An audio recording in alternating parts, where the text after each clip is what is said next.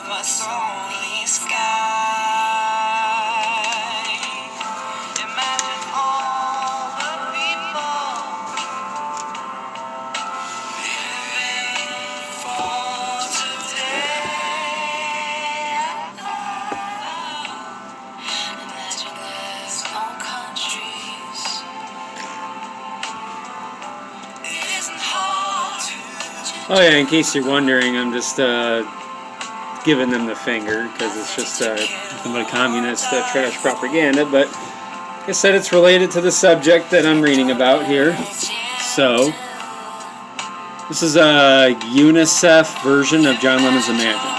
So of course the UN would do, set up something like this and do a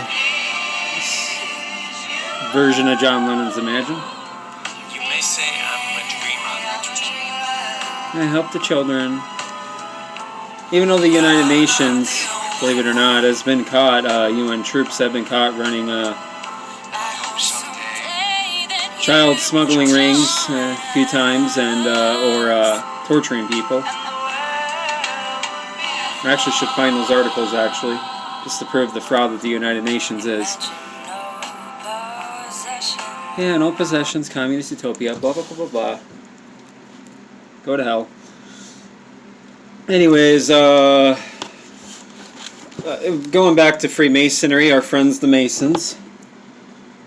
I'm sure that's just, no relation to the New Age. That's just a conspiracy theory if you make that connection, but okay, 2 + 2 = whatever the Masons say it is.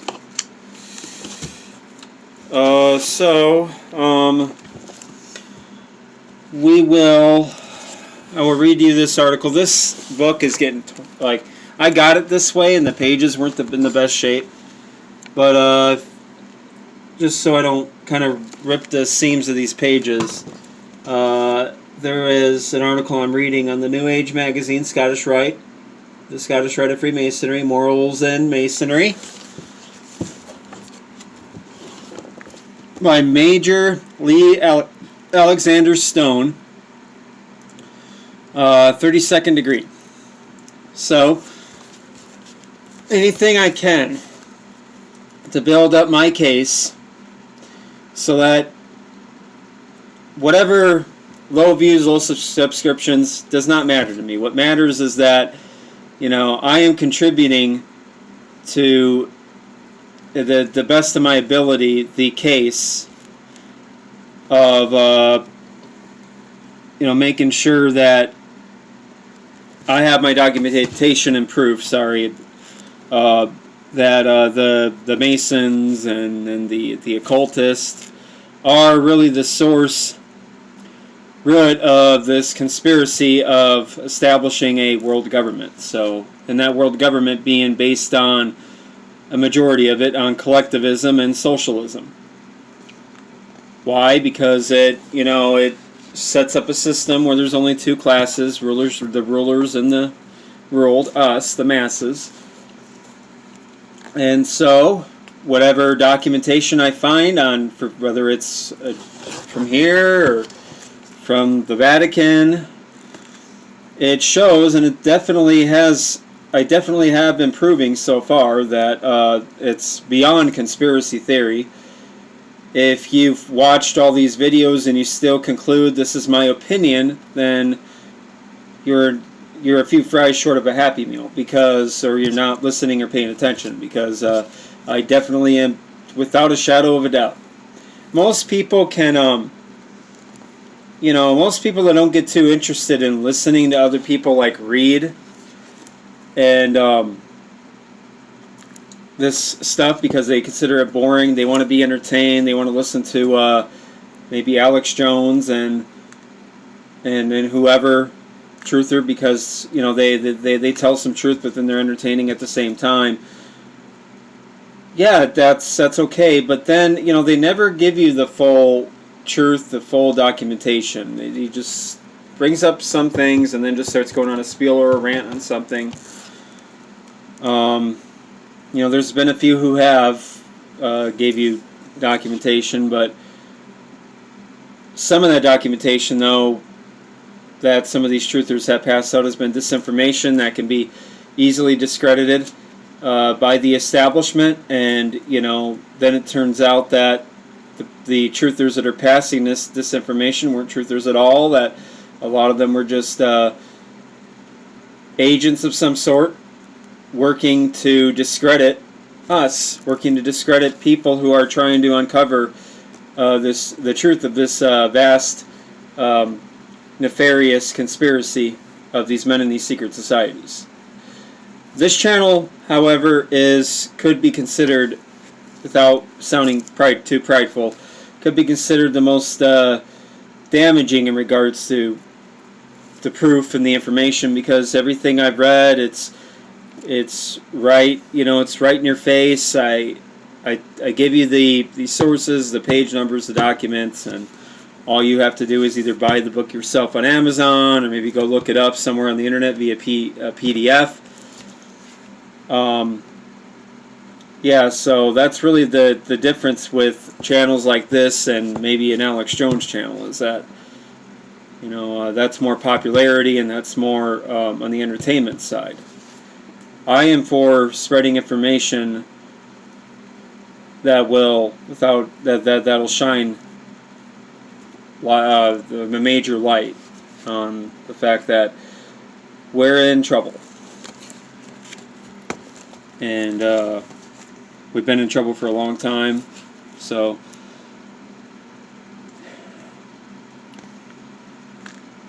but reading from this article from this Freemason, proving that the Masons are definitely a big part of this collectivist world government plan, in support of it, of course, as well. Quote, "When a man is raised to the sublime degree of a Master Mason, he attains that which embodies the teachings of the divinity himself. He feels that he has had a momentary glimpse into the beyond. Life and death are to him jewels to be held in high esteem.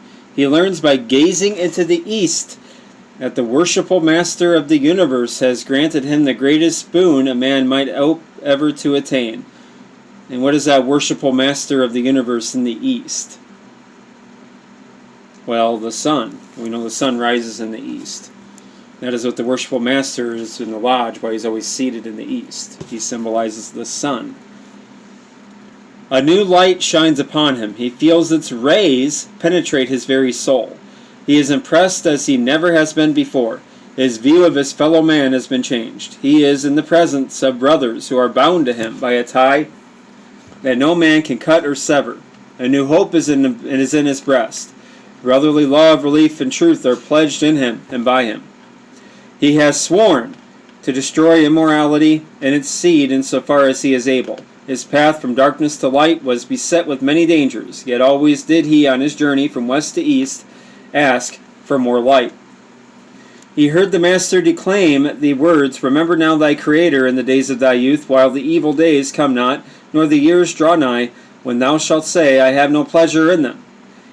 He again went from darkness into light, and again heard the admonition of the worshipful Master to so live that he might, when he approached him who sitteth as the Judge Supreme, hear the welcome words, "Well done, good and faithful servant, enter thou into the joy of the Lord." His path was beset by ruffians, but ever on his journey he found brothers who were willing to vouch for him. He had recalled to his memory the time of his initiation, when the words, "In the beginning God created the heaven and the earth.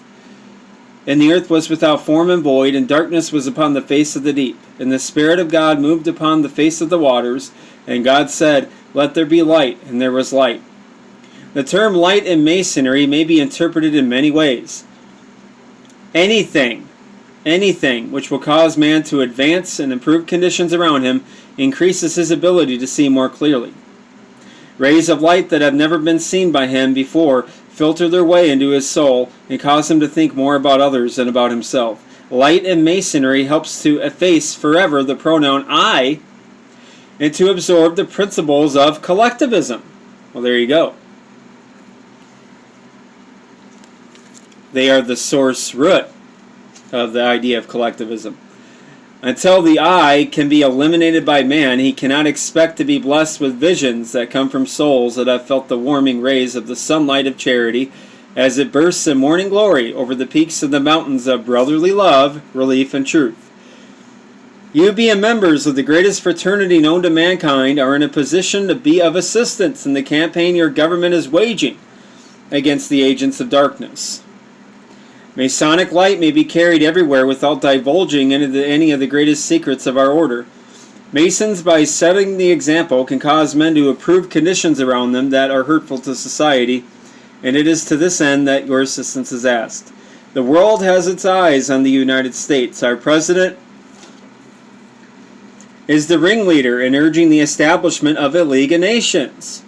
This was during the period of World War I. By the way, these are extracts, according to down here. Extracts from a lecture delivered before all bodies of Master Masons of Memphis, Tennessee at Scottish Rite Cathedral, February 27th, 1919, okay?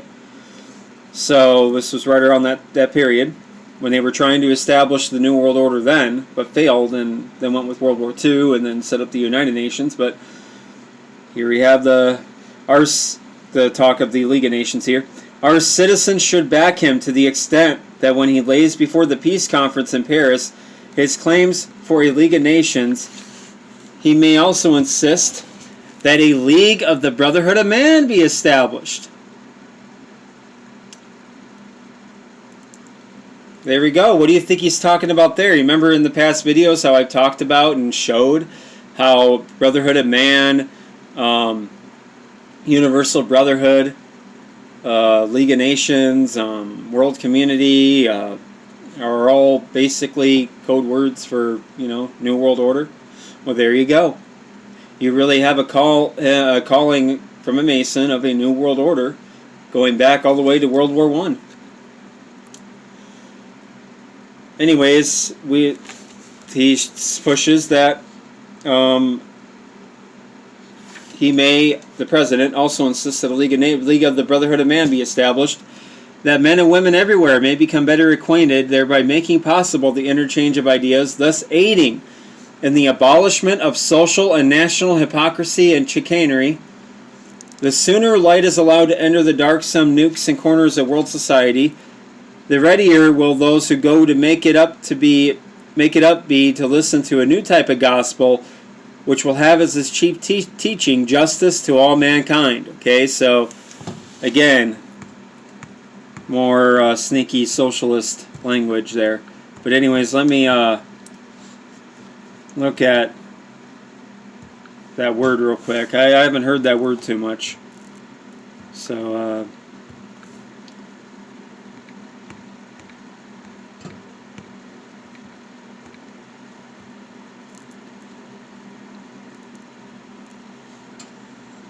okay, chicanery. The use of trickery to achieve a political, financial, or legal purpose. Okay.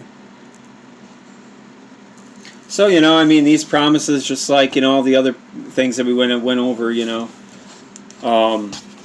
the other papers on how they promised to get rid of, corruption and stuff like that. That's part of their order out of chaos scheme, Most of them who've been engaged in this national and social chicanery and hypocrisy are these very same people. So, it's just a game. The golden rule of the Nazarene and Confucius will then hold a new meaning for men and humanity. And humaneness will become the thoughts uppermost in their brains. Until men and women agree to abide by the teachings of those great thinkers of every cult and religion known who teach that God is everywhere. The Bible don't really teach that God is everywhere, but anyways, that nature is all-powerful and that unless her laws are obeyed and not transgressed, suffering will result to the transgressor. Venereal disease with its ravaging influences will make itself felt everywhere where men and women violate the laws of chastity. Men will someday discover that chastity is as precious a jewel in a man as it is in a woman. Virtuous and chaste men are needed today to father a new race. Upon the shoulders of the children of tomorrow will fall all of the obligations made by the present generation. They will be compelled to take up the broken threads of yesterday and respin them into the fulfillment of those pledges made by the great nations of the world who swore that out of this terrible war through which we have passed and come out victorious, they would weave a greater civilization than the world has ever seen before in all of history. Again, New World Order. Only the strong should be permitted to take part in seeing that the above pledges are kept. Only the strong. Sounds a little bit Nazi-ish. There should be no place for the weak. The man who is a wastrel and a disease-ridden slacker who carries in his body germs of sufficient virulence to destroy a race should not be permitted to further his own vile ends as he is today by being allowed to wed a woman. You hear that? And this was probably around the time, I don't remember the exact years, but this was around the time when they started pushing for the forced sterilization of the unfit, of what they deemed unfit. Well, again, look at this. This is the source of all this attitude. This attitude of that we need the weak squashed. The weak shouldn't be allowed to live. There's, we need strong Superman to lead the nation. And then that really kind of helped lead into the fascistic movements preceding World War II. And Nietzsche, he hid his hand in his coat and shit. And one of them, obviously. They love just coming out, especially, now that they just don't give a shit. It is irritating because it's like, I'm sorry, I'm not continuing right now, I'm just going on, but I mean,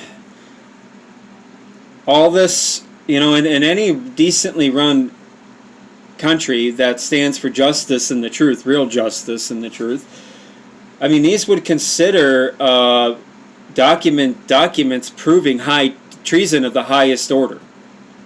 Treason of, like, the uttermost. Probable cause that would demand that these secret societies not be allowed to work in government and, not to be trusted. And to be considered, and to be considered subversive organizations. Subversive, dangerous organizations. But we don't live in that society, so I guess I'll just keep dreaming.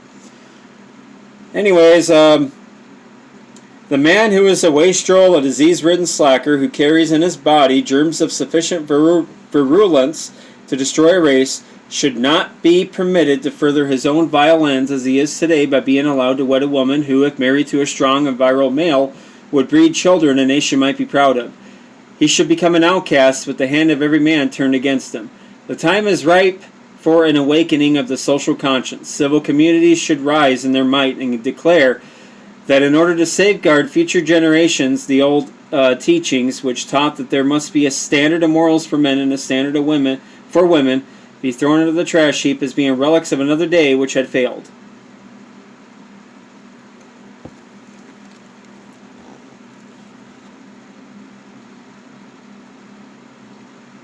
So you hear that too?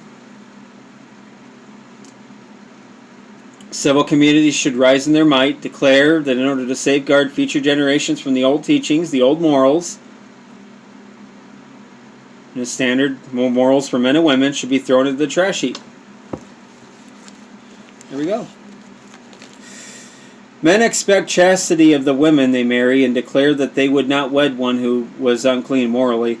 They have refused to see how inconsistent they are, but insist that sexual intercourse is necessary to their well-being and that unless they indulge, that their health will be impaired. No man should demand more of a woman than he is willing to give in return. His failure to give proves him a weakling, and the woman the stronger of the two.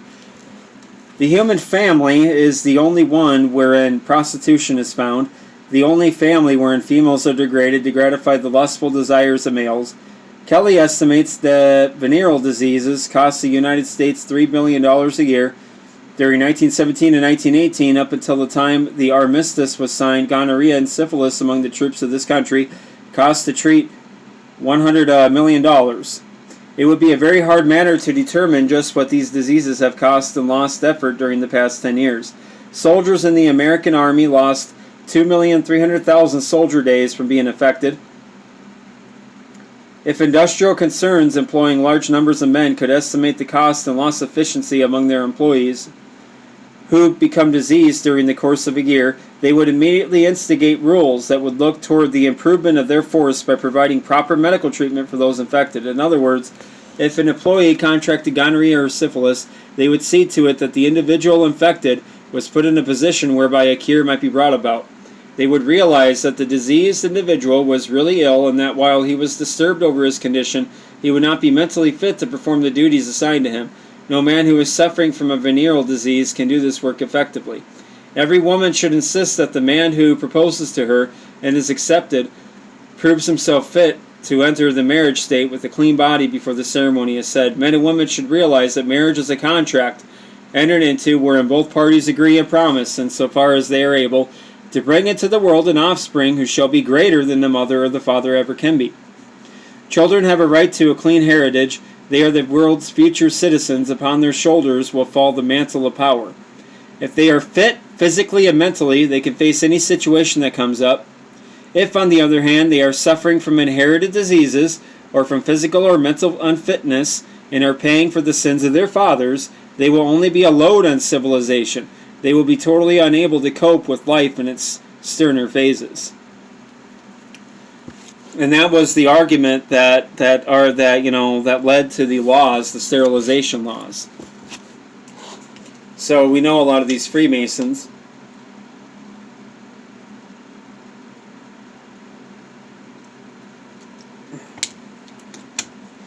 whose kind of race superiority bullshit really sprang from, were really helping to push that, obviously. So anyways, men and women of today hold tomorrow's hopes in their bosoms.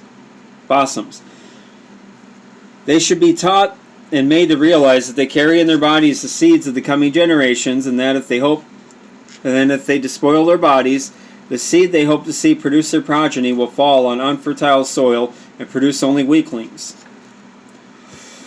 Venereal diseases are worse by far than any scourge that has ever been known to mankind. The report that in certain organizations among the troops of the Allies, the loss of effectiveness from the front line has been greater from venereal disease than from battles is perhaps exaggerated, but even so, according to Lieutenant Colonel Hu Young in Military Urology, a book published overseas, the percentage of infections has been terribly high.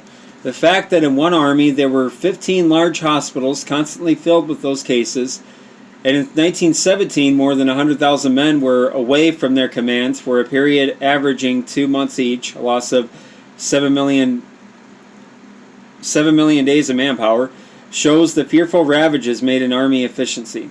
Statistics in civil life for venereal diseases show a very unsatisfactory condition.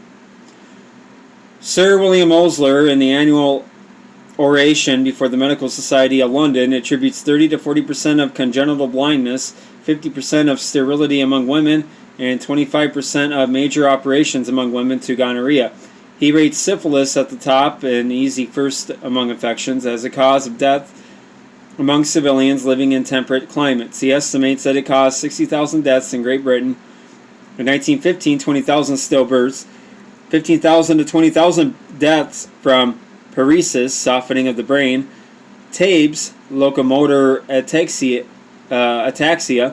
and 10,000 deaths from syphilitic cardiovascular disease. Syphilitics are a menace to society and should be forced to take treatment in order that they could not carry their disease to unsuspecting impure women, who in turn would give it to their offsprings. The children of syphilitics are almost sure to have horrible lesions of the brain and general nervous systems that will make them degenerates of one type or another to the detriment of society and the state. To bear out the above statement, the following statistics prove clearly that the ravages of this disease, which has been called by Stokes the Third Great Plague, are far-reaching in the damage it does to children. In Colonel Vedder's book, Syphilis and the Public Health, he quotes Browning in his investigations of over 3,000 cases from different groups in one community in England. Some of his findings are as follows.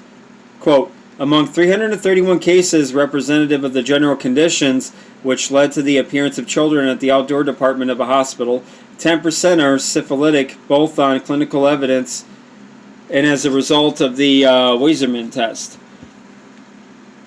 22% have a syphilitic association on clinical grounds, with confirmatory evidence from a doubtful result of the Weizmann test in 4%.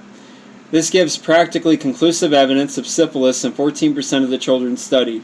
Unless citizens of this country who become infected take treatment of a nature that would be curative rather than palliative, irreparable damage will be done. Men must be made to realize that gonorrhea is a very hard disease to cure, that if it remains untreated or is treated carelessly by a quack or by a physician or a druggist who does not know his business, the germ may linger in a system for years, lying in wait like a thief in the night, awaiting an opportunity to show themselves and destroy.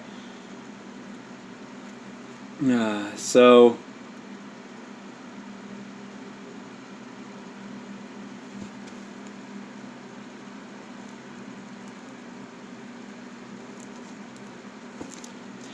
and he goes on a little bit about diseases and stuff, but I wanted to read, and that was pretty much the article.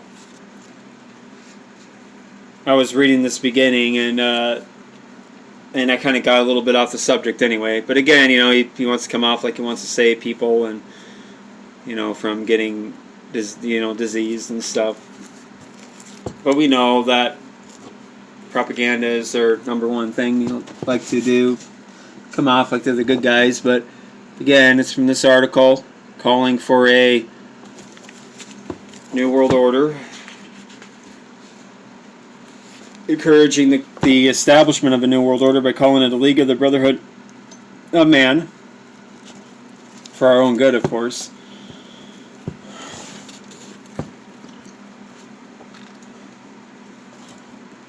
So, I also have a whole bunch of other ones that I want to read out of here. And that's what I'm going to make a series of videos on.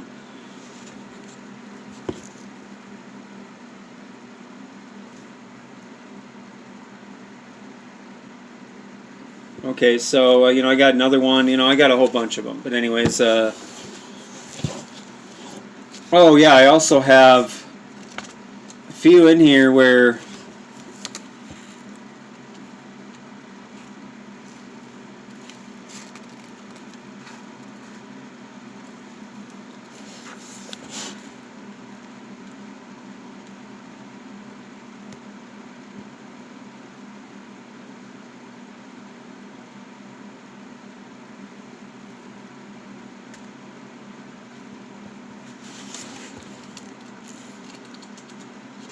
Yeah, it's one of those. I have to look for stuff to read, but second video coming up, I'll surely read some more out of here. Take care.